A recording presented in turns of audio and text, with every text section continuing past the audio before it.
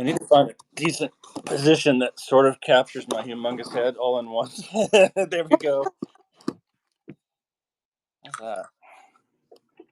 See, because I want to. Let's push it away. That's better. That looks good. Yeah, We're live. I think we're live, and There, we have we have two viewers, and it's both of us. already. So, what were we talking about when you said, "Okay, we should Yeah, push live"? we should go live before we. I said I was talking about how I was nervous and that being Mm, perceived is difficult for me. So going live is difficult for me. But I said I think it's difficult for a lot of people, and I think that what mm. we're doing, showing that we can connect with one another um, because of some shared value, and I think that's beautiful. And then you said, Then I said, "Let me put my dog away." So cool. Yeah, no, that's a beautiful sentiment. And okay, so when you were saying that, and this happened last time that we were talking. It's like, and when I talk to people in general, they will say something, and then it triggers something in my head. And what just triggered to me when you said that was the fact that it's almost like there's this built-in um, resistance, a little bit, to things that we have to move through them in order to get to the other side and break through to a new level. And it's almost like, yes, this is a little bit, nerve wracking and new, but it's sort of built within itself that it's there because we have to basically overcome it and "Yeah, break through to the next level. So I mean, and then that speaks to all kinds of things, such as where I come from in the focus on conscious evolution is collectively breaking through to new areas and what resistance may be there. But that's our hero's journey, yeah, right? Is when you follow the hero's journey, there's obstacles and mhm, milestones along the way that have to be conquered. You have to go through them, yeah." and fear or whatever is part of that. Yeah, I totally agree with you. And I think that, there's so many different angles we can come at this from, right? Like I Hmm. I am very much in the realm of a conscious and consciousness evolution. Hmm. But I'm also very practical and grounded in the reality of who I am and the type of human that I am and what I've been through in life. And a lot of what we feel, that resistance that we feel as humans, a lot of that is related to either personal or relational or collective traumas that we've been through. And I think it's important that we understand that some of that resistance that we feel is because of these patterns of behaviors, of patterns of things that have occurred in our life. Hmm. And I think it's for the spaces that I'm in, um, I've always really valued peer support. I value peer relationship. I value community. And it was in, I talk about this a lot, like as far as like liberation psychology is concerned, the way that um, we do break through that resistance is not just an individual effort. It is a community effort. It's two sides of the wheel, right? Is that Hmm. we're providing each other reflection and to our vulnerabilities in a way that's safe. And um, when you have that mirrored relationship and community, that resistance starts to dissolve a little bit. And I'll say that when the resistance starts to dissolve, what comes next is kind of this new. There's always something new that comes next, right? It's not like, oh, Totally. now Yep. I'm free. It's like, oh no, there's something else. Right. And for me, it took me a good 6 years really to move through that resistance after some experiences that I had in life. Some I call them positive disintegrations, but really a lot of trauma and a lot of confusion Hmm. around my communities, my own identity, and now I'm at this point where I've pushed through a lot of those resistances, and some of them very painful. I've been through some painful experiences even in the journey, and I'm at the point now of discernment, which feels really good. It feels like a connecting point, it's like a in some of the spaces I'm in, they call it in mindment and embodiment. And I also think everything's process, everything's dynamic. It's not like one comes before the other. It's like the Sure. more you integrate and synthesize those two things, the more things just become clear, right? That's what I think a lot of people consider Mhm. that intuition, that gut feeling, just that knowing, Mhm. And so having instances like this, like where, I read your work, you read my work, and we were like, wait a second, we've got some overlap here. There's some similarities and some differences, and let's chat. And we did. And that would have been really difficult for me 6 years ago to have the level Mhm. of discernment, but also the the courage to just do Right. it. So Totally. I agree. I'm on the same board. Absolutely. So Muscle Monk joined. He's hi, Muscle one. Mo. Do you know Muscle Monk? I think you were saying some things that probably resonated with him. So thanks for joining. So basically, Sharon and I were just diving into this and doing our first test run on live. But we had a conversation about a week ago, which was absolutely fascinating. I thought it was enthralling, honestly, because we just kept feeding off of each other, and you know, we discussed what we were going to talk about, and I think we should just dive into it because it's a passion in one way or another of both of ours, and that's the Synpraxis concept that you're working on and promoting, and it fits right in with exactly what my position is as viewing myself as a conscious evolutionist, which as a definition is a little confusing at the forefront for some, but basically it's the exploration of how we can consciously move humanity forward. And a big and huge part of that, which we've already been kind of talking about, is collaboration, Hmm. connection, community. We're not all doing it our own. We each have our own particular aspects, perhaps, uh, but I think it's the interconnection. And I love the term synpraxis because of that synthesis, but also synergy. Hmm.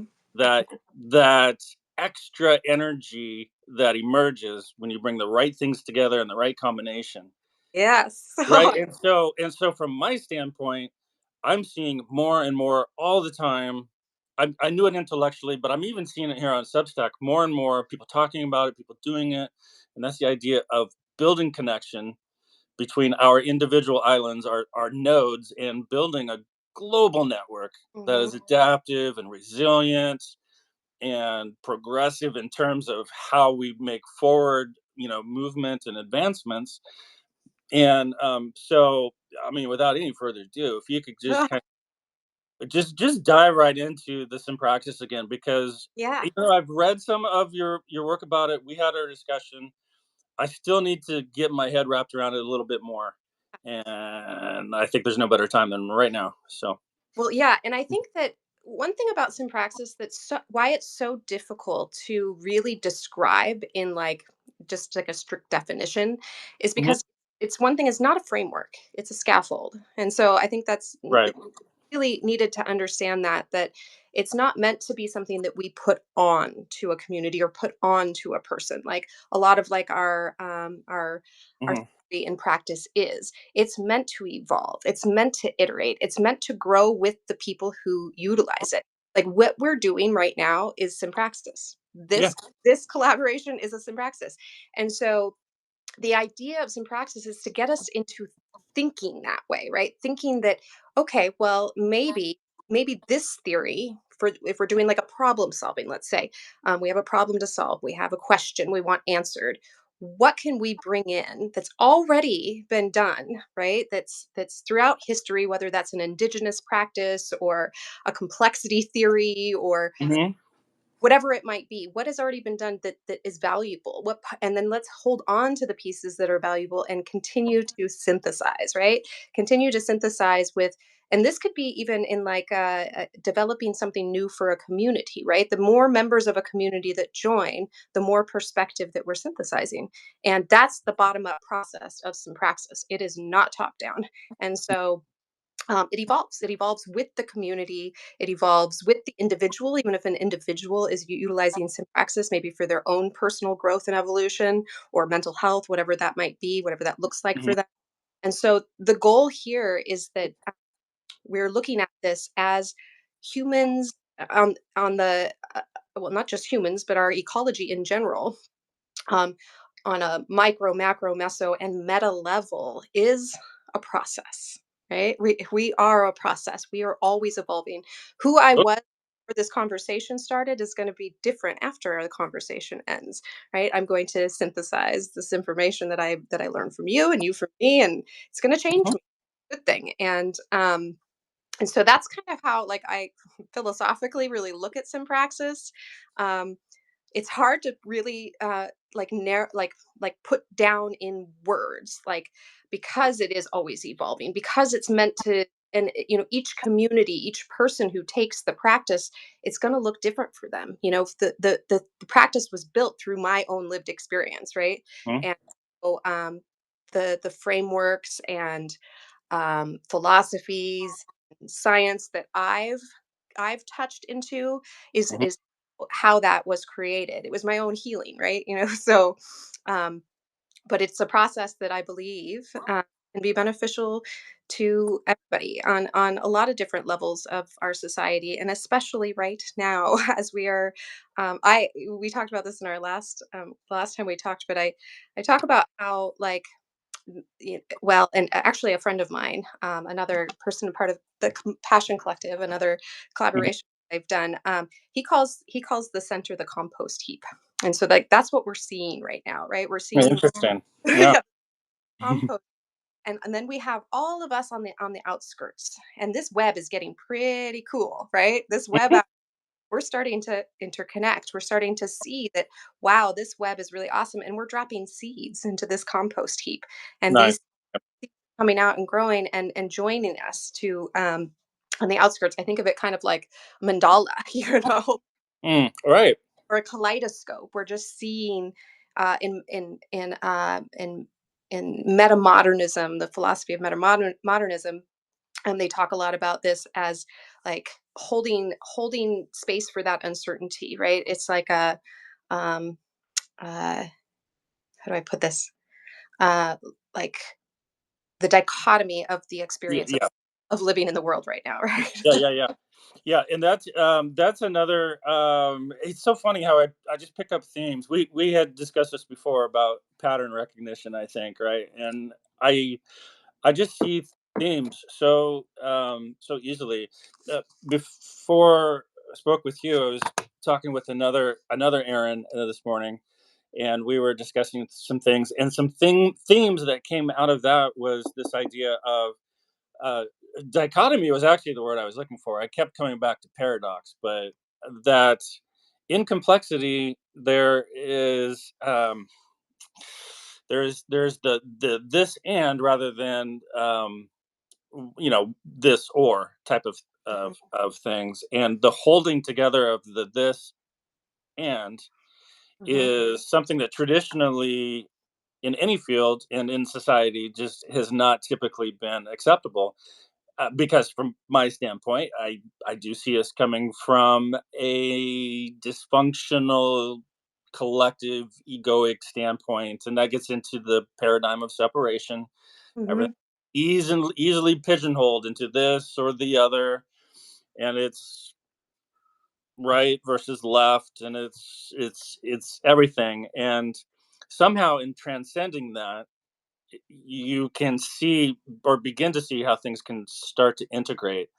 mhm, And in that integration, this is another thing that I constantly am seeing, or maybe it's just in my head, but this idea of synergy. Like if mhm, you bring the right things together, and this is maybe the key, that the reason it hasn't happened until now is because egoically we look at it and we go, these things don't belong together. But if you can find how they mesh, it's like there's a certain fission or a certain synergy that emerges. It's like an energy that was never there before that happens from that synthesis of two opposing dichotomous paradoxical things, and I'm fascinated with that. And that's what I love about metamodernism too. yeah. I would consider myself a metamodernist. I have seen on Substack there are some people that explore metamodernism, and some who say, for whatever reason, I haven't actually delved into it, that it's not the best practice. But I think it's okay, whatever. But I think as far as a move in the right direction. It is a great move in the right direction because it tries to, exactly, it tries to synthesize things and build on that emergent. It goes beyond that, right? It's Goes not beyond. not Yeah, it just doesn't stop. Right, it doesn't stop there. It goes beyond it it. goes beyond that. And I like Muscle Monk said consilience. Yes, consilience. It's not Mm, it's urgence, it's a consilience. And um it's like creating something that's greater than the sum of its parts, right? mhm, And that's a constant dynamic evolution. It's not like we just do it once and then we right. have in politics we do it once and we have a policy. Now this is set in stone and now Yeah, this is the way it is. And what if this policy doesn't work for like an evolving community of people? yeah, exactly. How is it going to adapt? Yeah. And yes, and then this idea of the fact that there is something more that comes out of it. Well, I mean, you don't have to be too big of a conspiracy theorist to think not everybody wants that to happen. Not everybody wants some sort of emergent, new, expansive, Yeah. better, more holistic, harmonious result because there's an energy there that drives evolution, and then things are out of certain people's control. Yeah. Well, and a lot of that, I mean, we can look into different developmental frameworks to kind of understand that better. I think integral theory helps us understand Hmm. why people have this reluctance for evolution or almost a fear. And I think that is where it stems from, right? Is fear. Hmm. But that it is very true that if we continue trying to move forward in binary frameworks and in reductive understandings of ourselves and those around us, um, we see that that's what's creating that compost heap. Right? That is what's creating that compost heap. Howdy, Yeah. Yeah, hi Mona and Noah and everybody else who's joined since we've kind of been blabbing away here. So we're just we're trying out the live feature for the first time so far. It seems to be great, exciting. We love the interaction and the building of connection between people.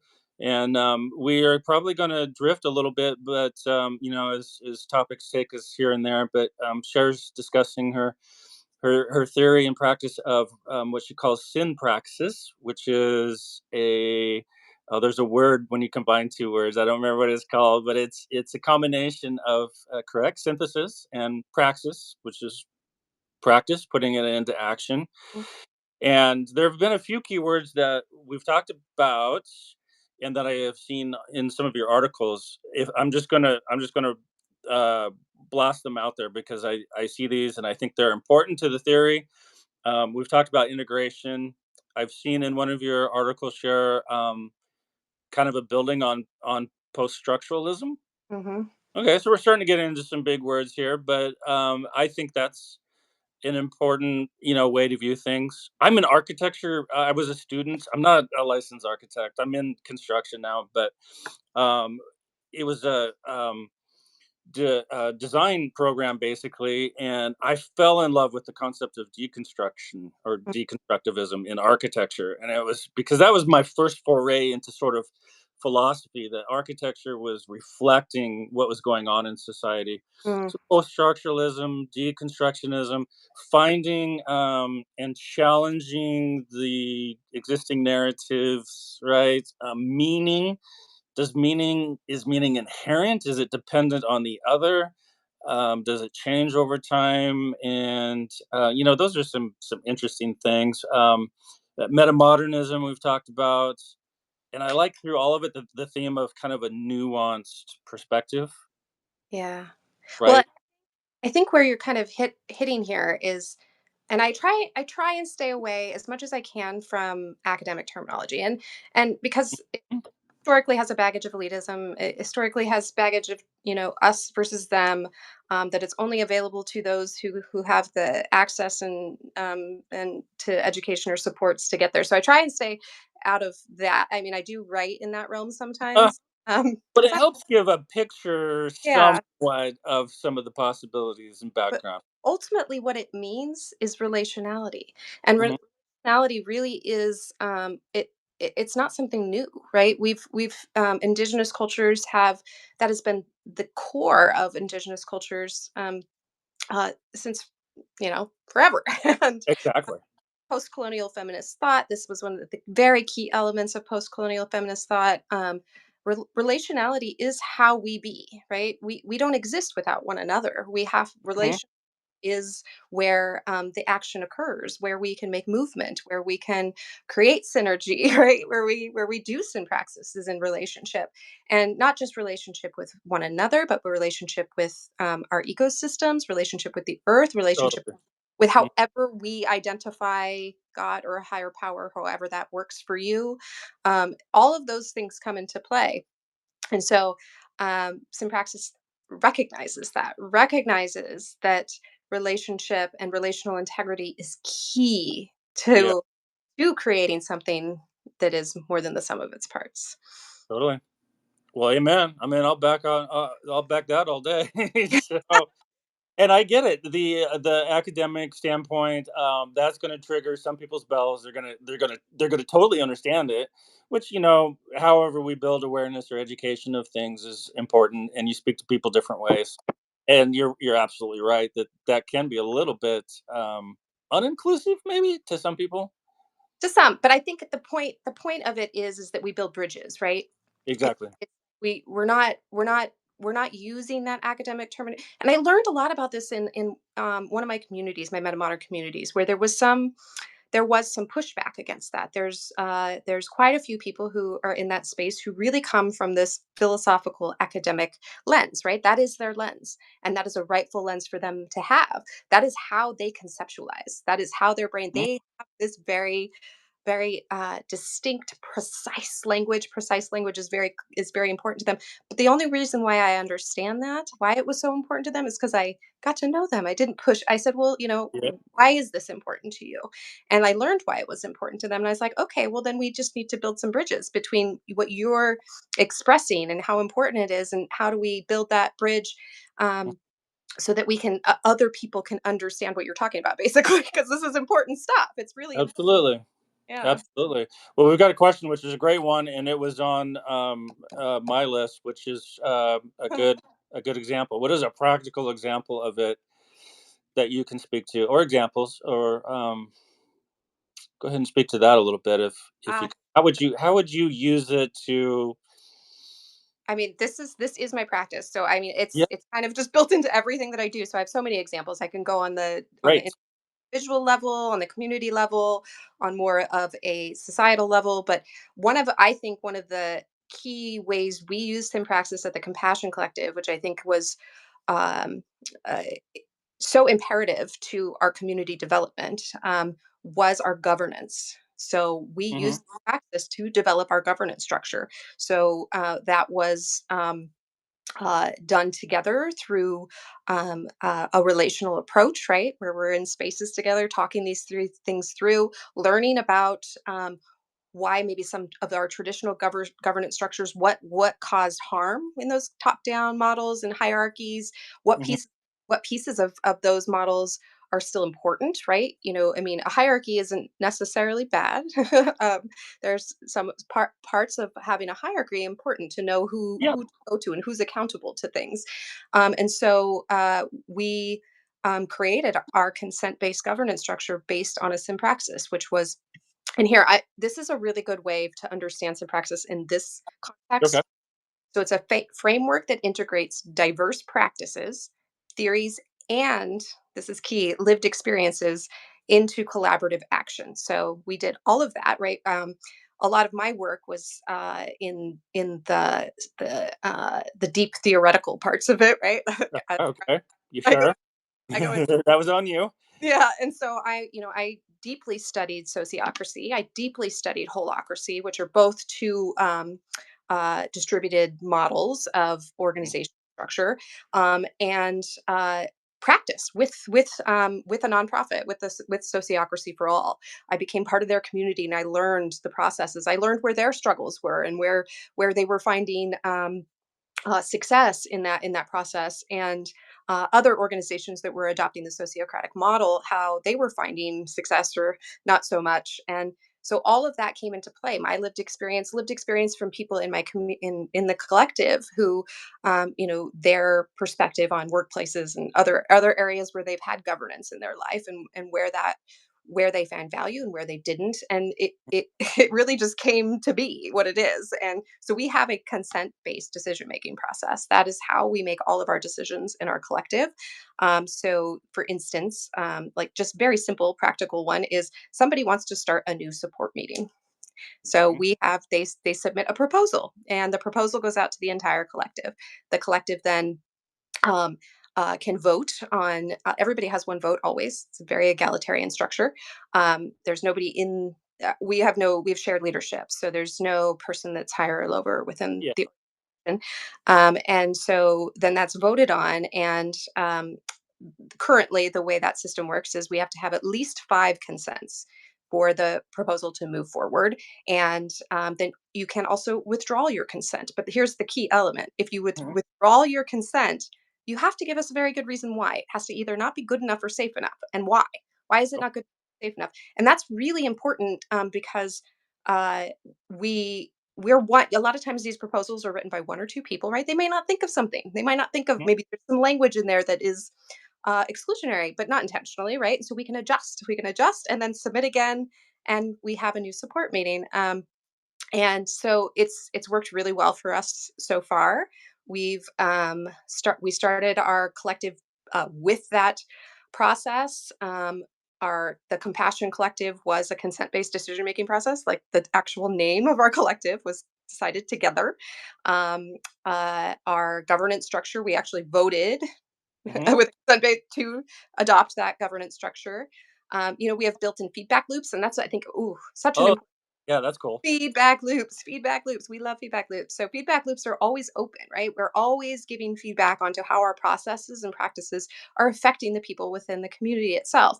And then we have some more distinct um, nodes where those feedback mechanisms then can adjust the model, right? So Mm. if our consent-based decision-making process is not working for some reason, we're getting feedback that maybe we need to make an adjustment to it. Maybe our collective has grown and we need to have at least 10 consents, before whatever it might be. But so we can make those iterative changes as needed as the collective grows. Um so yeah, so far so good. Yeah. Oh, well, that's awesome. Yeah, that's and it's you heard me like, woo, okay, when you said feedback loops, because um I mean, one thing that I see people that are a little bit more in my framework of mind in the conscious evolution, seeing how do we help all of humanity kind of move forward. We look to nature and biomimicry and that kind of a thing, and systems, complex systems. Is exactly what you're talking about. You have a complex system, maybe it's small, but there's complexity built into it by the very fact that there's diversity and you're accepting all of that. But it just makes it resilient, from what I'm hearing you saying, adaptive. That's one thing that we don't have with any hardly organizations in society right now. It cannot keep up with the pace of change, Mhm. and our change is not just a little bit. It's like, woo, it's like we're going back and forth. We're going, from one administration to the next. We're going from technology is like, it's the future's great. We're all going to die. It's just it's like there's so much going on, and it just helps keep everything a lot more alive, which just sounds more fun to me too. Like you're able to adapt and Mhm. respond, and the feedback loops. That's what I was getting at. The feedback loops where you have input that is constantly coming back and then adapting from that. Yeah. It's so simple. It builds on nature, but again, the humanity's sort of collective ego. We look at nature like it's below us. We're we're the dominant species, and everything else is below us, and the paradigm of separation, all those other things that I speak about. But I love how this goes the opposite direction and synthesizes and Mhm. builds it. So there's a really cool organization in the Pacific Northwest. It's gosh, I wish I could remember it right now. Sorry. It's Yeah, not it's what the name of it is. But through my research with governance in that whole world, I came across this. It's a collective, but it's a collective that is geared towards ecological sustainability. And it's multiple different regions that are connected together, and they use what's called governance in your pocket, which is super cool. Yeah. So okay. integrating technology into their governance process. And Oh, so no. it needs to be made. So here we're expanding it onto a broad. It's not just our little compassion collective, but now it's a whole community of people that crosses different regions in the Pacific Yeah, Northwest.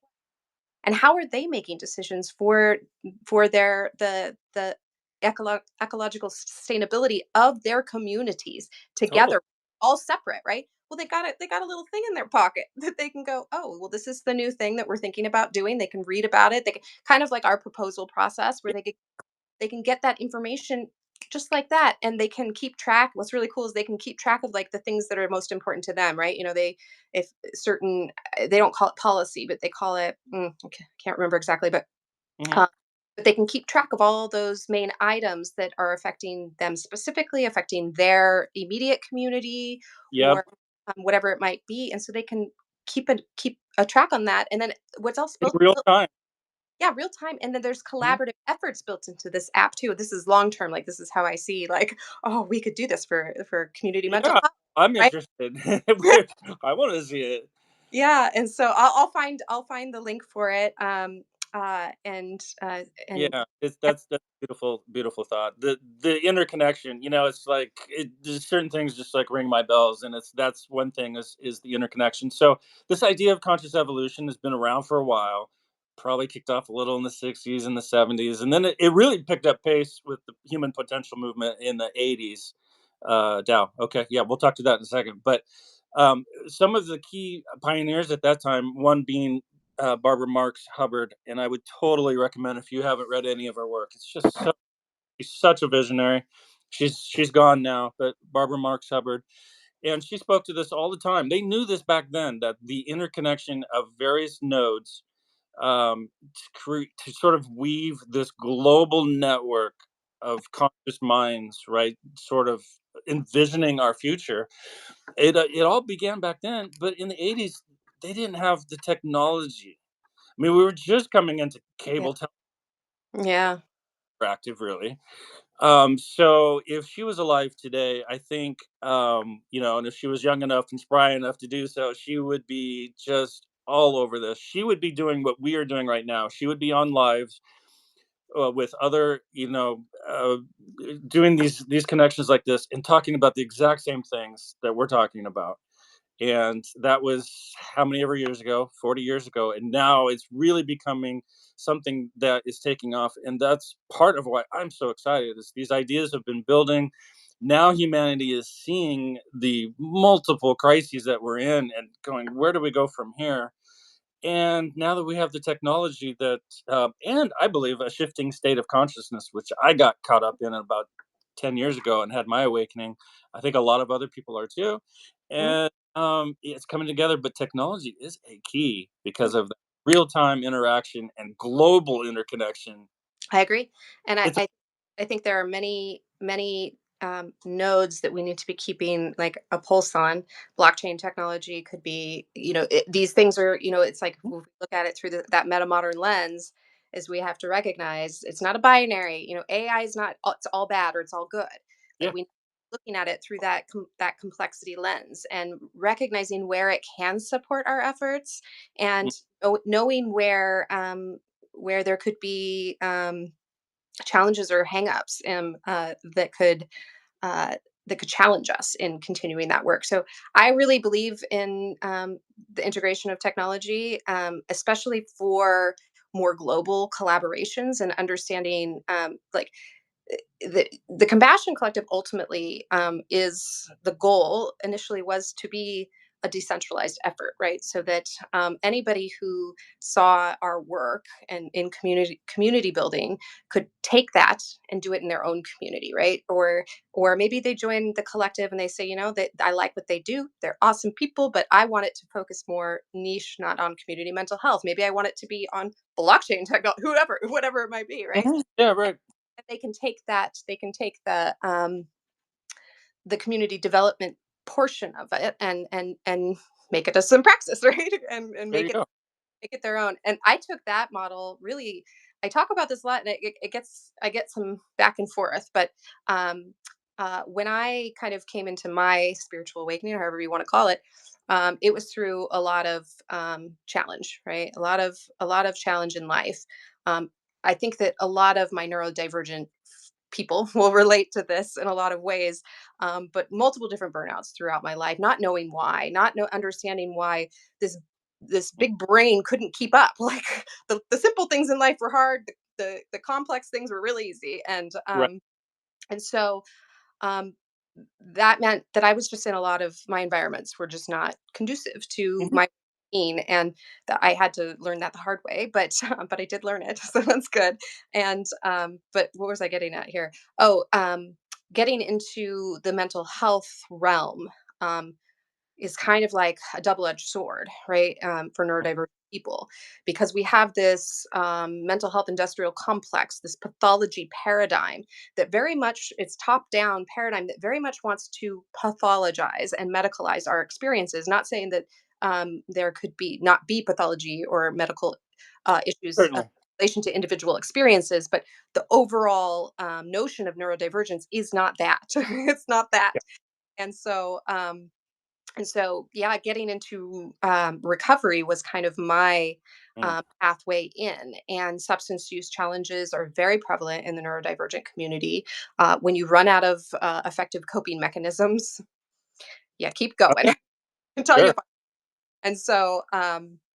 And so getting into recovery and joining the program of AA, I got to see kind of firsthand how a decentralized community operates. And not that I'm saying that I like all the aspects of AA, there's some major patriarchal overtone in that program and whatnot, but the actual, Sure. uh, In a sense.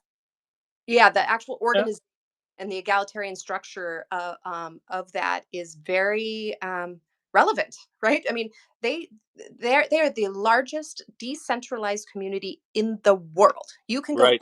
where you can. I can be in Thailand and go to an AA meeting. Like, wouldn't that be cool if we could go anywhere in the world and like be an autistic person and need another autistic person to support you, and you can just get there. There's just someone there. Like, Right.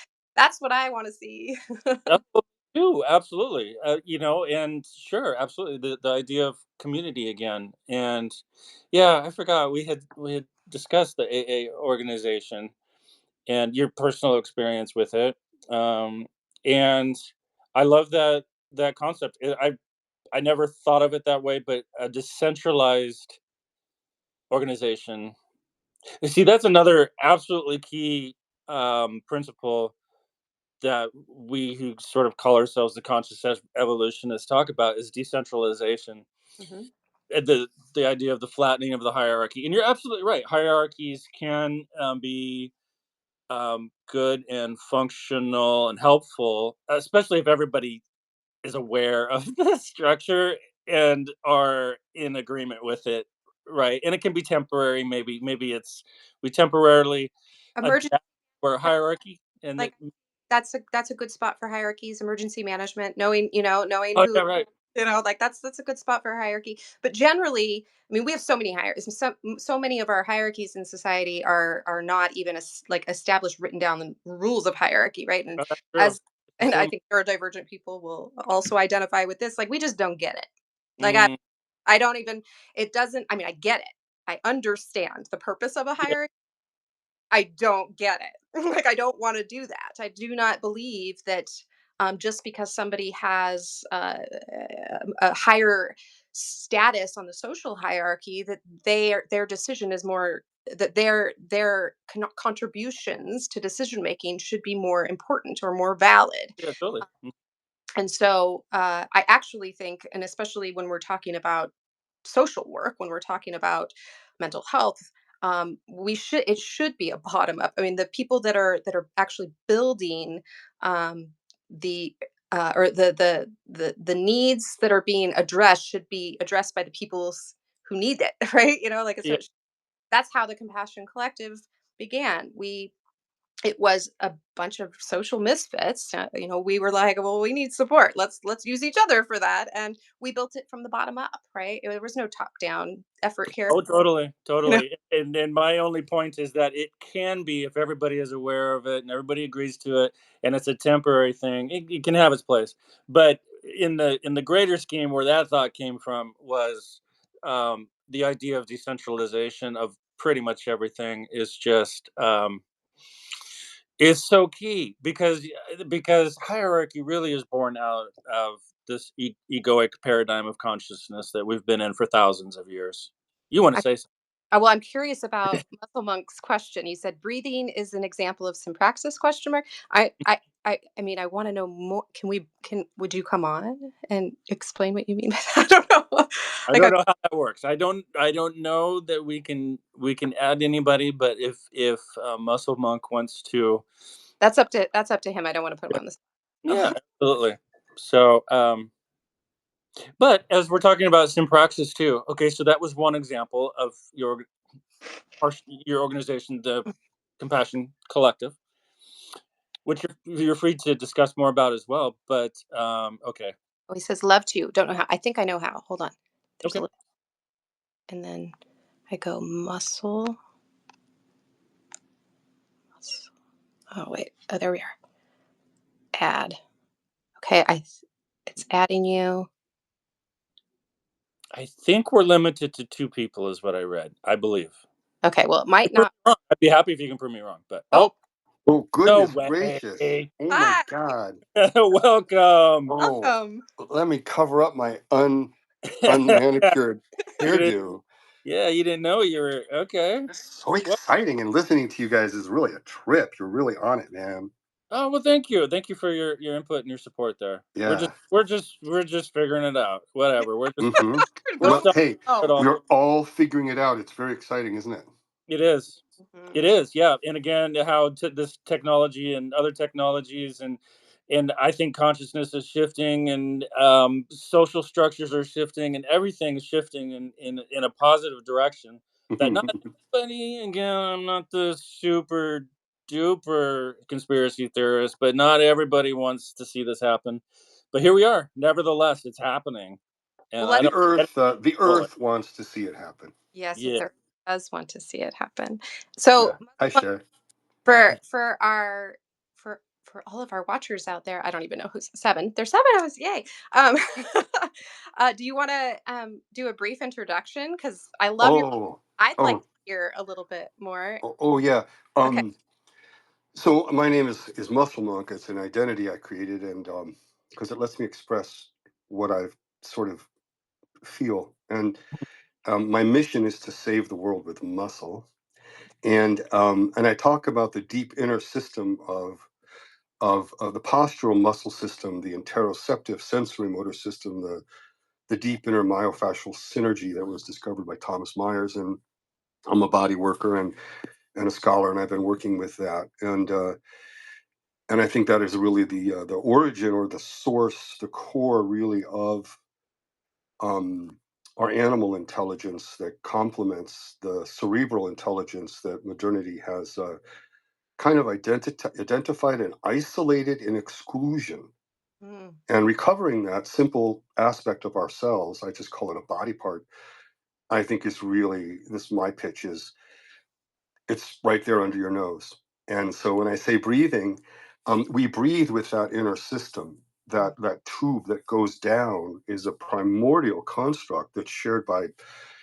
It's a design principle of all life forms. I mean, you can find it in an orange, and you know, and I like your idea of synpraxis, and the problem of praxis is one of the big ones of philosophy and especially critical theory. And so, um, way to go. Oh, thanks. Yeah, I love that. I love, and I feel like the more I work in this embodied space of Praxis, like the more I see it, just how the scaffold can like just synthesize with almost anything. That's what's so cool about it is it's like it's a new way of thinking about things. It's a new way of understanding how to come to a solution. It's a new way of understanding how to work in collaboration. It's a new way to relate to one another. It's just fundamentally like turning this whatever we've created at this point and kind of flipping it this way and let's look at it differently, and that's not a bad thing, to look at things differently, to hold space for things a little bit differently too. I think that's a big one. Holding space for complexity, holding space for contradiction, holding space for paradox, right? Like maybe two things can be true at once. Maybe they can, right? Yeah, And totally. that's a tough one for, I think, a lot of our reductionists and a lot of um, our individuals who haven't quite. A friend of mine calls it the exit path. Who hasn't quite found the exit path yet? Like I like to keep the exit path open. Like that's my goal. Is like here we are. It's also the entrance. Yeah. Mm, Perfect. I want to say though, if I can respond, Aaron, I love it, and this is great, and I like to follow your work too. I follow both of your work on Substack, but I want Thank to you. just make the point, though. I think it's an interesting point. These sorts of metaphors, visual metaphors, are very, very real, and complexity, when it is complexity, is simple, mhm, and if it isn't, Right. then you've got complicatedness. mhm, Very true. That's a great distinction, and I totally agree. That mhm, really comes from my study of anatomy, of anatomy, and what could be more complex than all of our parts, but what could be more simple than the integrated self that we are? Yes, all working as one, basically. Right. And so, I'm reading Charles Sherrington, and the great integrative neuroscientist from the beginning of the 20th century, Nobel Prize winner. I mean, he's just so exciting to read. I'm so thrilled. I can hardly sleep. But I wanted to say, um, we think of it's a top down is modernity, and we think of complexity as sort of bottom up or democracy. But I want to shift that a little bit, because both of those are external. And I want to really say that modernity is what Charles Sherrington would call exteroceptive, seeing ourselves and the world from the outside in. We use our external senses and our skin to Mm, know ourselves and the world around us. And that is the basis of modern reason. mhm, So instead of top down and bottom up, which is really great, it's a great metaphor, I like to say from the outside in and from the yeah, inside out. right. love And it. that there are, Sherrington is the one who identified the current. There's a big research on interoception, and that's all came from Sherrington. But he talked about proprioception as really was the key one, and that one is muscular and it's postural, Mhm, because at its root, all life is sensory motor. It has some way of reacting to its environment and itself, and some way of moving, whether that's molecular or bacterial or cellular. So I'll leave you with that, from the inside out. yeah. And I Yeah, lo- no, I love that's that. wonderful. Just Can I just mention something for anybody who's watching right now? And you're neurodivergent, you should really follow Muscle Monk's work because I think have, thanks. as autistic humans specifically, have really been conditioned to believe that we have these proprioception or interoception challenges that we I think we can look at a little bit differently. I'm not saying that they're not there, but I think that the way that we have society has kind of come at us from the outside in and not the inside out. Right. Um, and I know that there's some negativity sometimes around talking about meditation and mindfulness and Very important stuff. really listening to your system, your internal system, can be challenging. And you can take it slow. You can take it one step at a time. It doesn't have to be this overnight, like one thing at a time. But I think it's really, really important work for autistic. Once we start to understand the messages in our body, life is a little bit different. I'll just put it that way. Hmm. Absolutely. Wow. Thanks for the pitch. Yeah, great discussion, everybody. On the can I steer it back a little bit towards the praxis as a scaffolding, as you talk about, to Mhm. sort of work through things. I want to go a little deeper. So that was a great first insight with the Compassion Collective as an organization and how that works. What's another way, or I Aaron, yeah, I'm happy to be involved. I'd love to be involved, but oh, you I'm want to? happy to bow out now and let you guys continue. I'm really enjoying listening, Oh, and no thank you worries. for including You're me. you're Thank you. Yeah. you're at Cher's mercy. She's our Oh, host. okay, I'm Xing you out. Thanks. Thank you very much. There we go. So yeah, that was great. I wasn't expecting that, but we interact Emergent. from time to time, Muscle Monk and I as well, and so that was really cool to actually meet him. So that's wonderful. Thank you, Muscle Monk. So anyway, when I think of Praxis, and we keep talking a little bit about scaffoldings and things, um, I'm wondering, so are there actual like protocols or things that let's say a group has to come together and solve some enormous problem like saving the world, right? Mhm.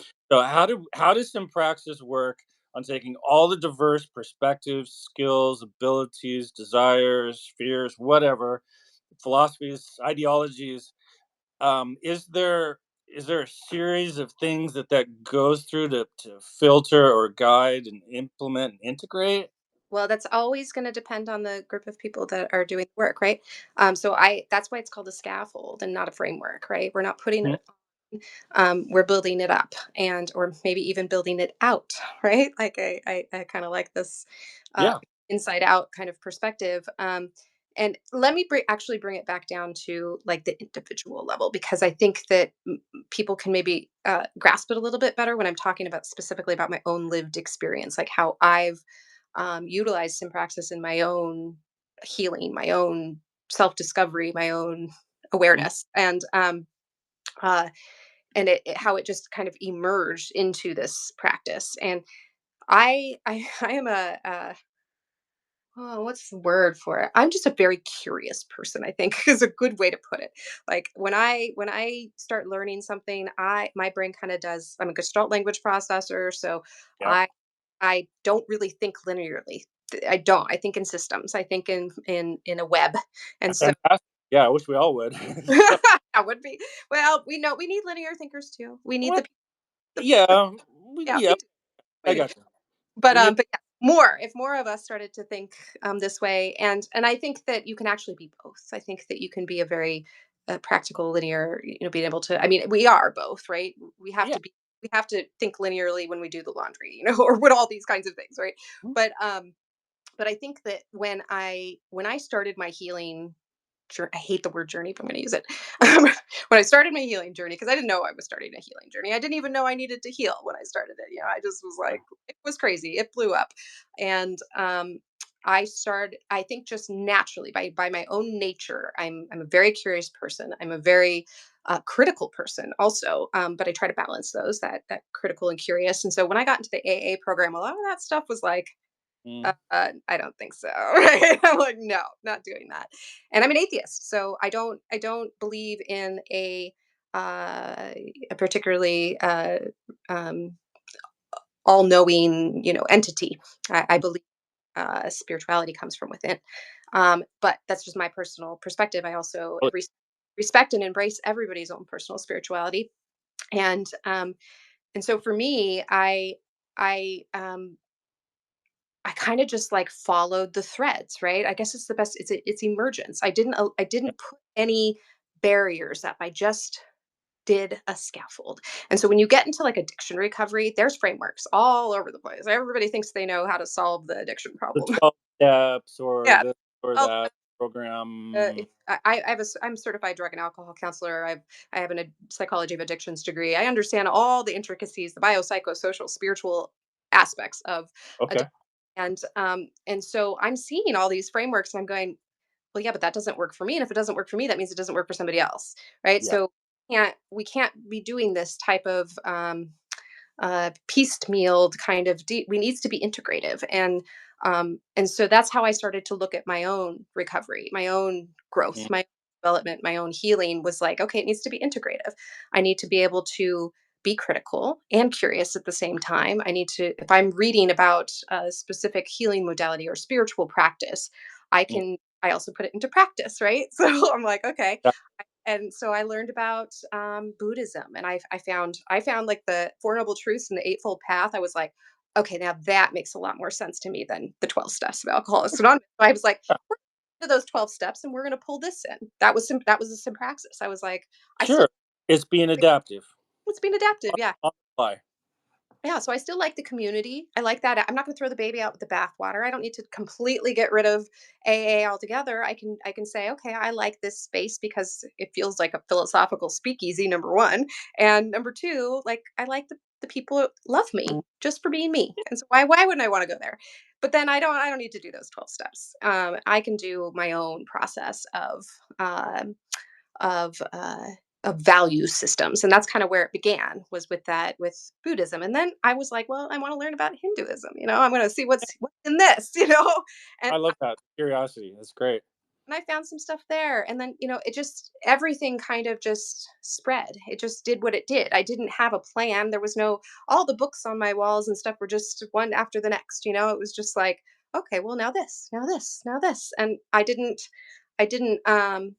that's, I think, a really big thing for me, and something that I find that happens really in the kind of postmodern deconstructionist point of view, is that they will throw the baby out with the bathwater. Yeah.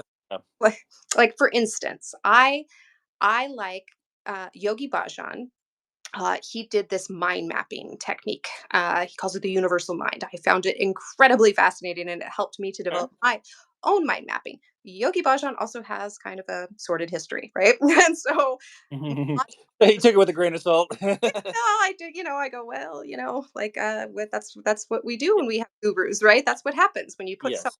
you give them power, power corrupts. So, anyways, um, so Mm. yeah, that's kind of how I look at it, like on that individual level, is always building the scaffold. And as I grow, as I change, as I become more aware of my own person and of my surroundings, I might integrate something else in, I might something might fall out. I might say, like, this piece of my sympaxis no longer serves me because I'm at a different stage or a different level of my own spiritual Right. human development. So that's how I Yeah. look, and that Oh, can I be love that. addressed at all different levels of communities, right? Yeah, and that's kind of where we need to be shifting. I think is it's not. I mean, think about all of the people in life. They buy this program, or they do this book, or they do that diet, or right. It's just you go from one to the next, and it does. I mean, maybe you keep some stuff, but I think people mostly do just sort of abandon one for the other when it doesn't work out. And maybe it doesn't work out because it's just not complex enough. And again, from the discussion earlier, that doesn't mean over, like just what was the word? I mean, there's the synergy and simplicity in the right amount of complexity. And Hmm. maybe individual programs all on their own just don't quite, Yeah. you know, build the whole picture that is necessary. And by the way, something else that kind of came to my mind when you were talking about that is I fully believe it, but it's isn't it interesting? It's harder for people to monetize upon that when you're not buying their program or following their book or There's a uh, reason. Right? Yeah. so and then that leads into, okay, well, how's our economy? Everything is related. Everything needs to somehow kind of be shifting, and is kind of clumsily, but in support of these Yeah. greater things of integration and decentralization and wow. And again, on the decentralization, we were just speaking to something and about power corrupting, and that's a great argument in favor of decentralizing and flattening hierarchies is less corruption, Mhm. uh, especially from the people that have the most power to wield it, Yeah. Absolutely. have the And most left, the most people. I feel like it's interesting because I kind of exited the system. It's almost been 2 years now. When I left my last job, it sent me into a massive burnout. I was working in a government system, so you can Yeah, imagine how that that didn't probably I didn't fit very well, did it? did What not. were you thinking, Sharon? Yeah, You that were did. trying to affect some kind of change, I can imagine, but it just was No, not. I was bumping up against challenges left and right, Mm, and but it was, I look at kind of that last. I've had a lot of burnouts in my life, and all in retrospect, right? I didn't know that was what I was going through at the time until this very last one, and because of all the work I had done prior to hitting that burnout, it was almost like I was there in real time, like witnessing, like mhm, had like an awareness of what was occurring for me, and making really challenging and intricate decisions throughout the process. And eventually, I had to end it. I only made it 10 months in that environment. It was so incredibly toxic, and I find myself to be a really resilient um, individual, and pretty graceful in my communication. And so for mhm. and it was just, whew. Um, and so I kind of see what we're doing. I still want those bridges there. I still want the exit path or the Hmm. the doors open for those who are willing and ready. But a lot of our systems aren't willing and ready quite yet. And I find almost, I could be wrong here, and I'd love other people's points of view, but I find that there is a lot of being in the state that I'm in. I'm in Oregon, very, traditionally very progressive state. I'm Hmm. almost finding that there's almost uh, there are different barriers to change when you're w- when this top down progressivism has been the leading kind of Hmm. Sure. uh, system. And so but again, like I think that uh I mean, my world has opened so beautifully since I exited the system. It's just like a whole new world. So, Oh, that's great. I can yeah. just imagine the relief that you had to have felt. I and welcome Golden Imp too. Thank you Uh, for yeah. joining.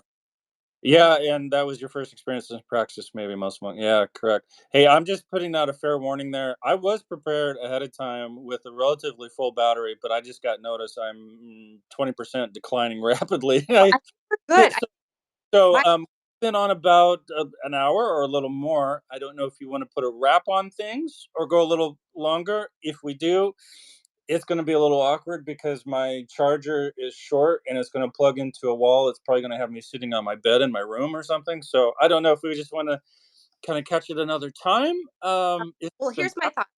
yeah. The stimming that I'm doing is because I'm also my battery. My spoons are running down here Okay. in this system. You. Yeah. Okay.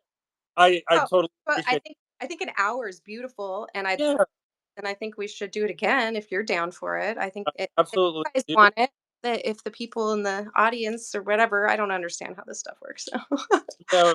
For everybody that's watching, this was our very first attempt. This was basically we were just coming on here to try to figure this out and learn a new point of a new vehicle of accessing community and interconnection and whatnot. So, well, first of all, thank you for everybody that was joining. Yeah, thank you. Thank you, and yeah, we will definitely do this more. Yeah, I fun.